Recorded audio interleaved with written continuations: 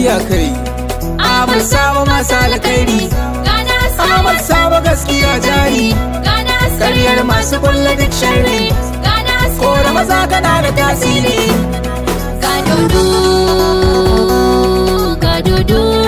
Gadodon masu dafa su taro, shuka namu ya fi karfin gyauro, kai ke bai wa yan maza duka horo, kai ne dai wani abin sauraro. Ahmad Sabo ka fi karfin yaro,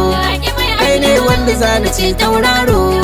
mai kyauta halinsa bai yin kwauro, ga namijin da zana cewa hero. Jiraki mai Allah, jiraki mai Allah, san maza ba za a yi karo da kai ba, kainuwa ba shukar mutan gari ba, mai hassada ba za mu shiri da shi ba, ruwan dare bai bar masu lokaci ba, gida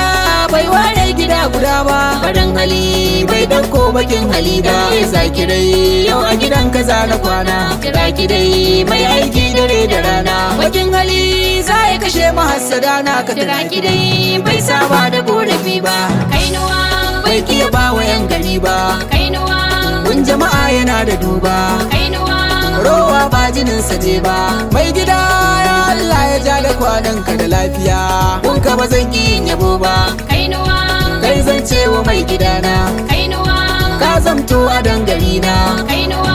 kai ne dai kake da suna, damina ai kai ne ka zo da damshi, sai na faɗa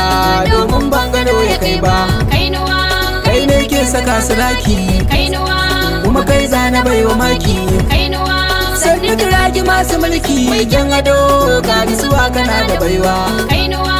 ogana kana da tushe, kainuwa barganye mu kamare shi, kainuwa hali na kawa ya kushe, yakin maza